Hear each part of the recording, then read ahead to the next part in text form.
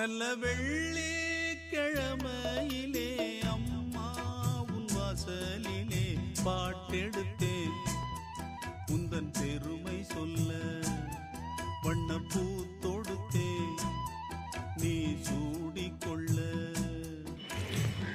அரகாசம்மனை சாமி கும்பிட்டாச்சுங்க. அரகாசம்மனை கும்பிட்டுட்டு குபேரரை பார்த்தாச்சு. அரகாசம்மன் கோயில் பாருங்க.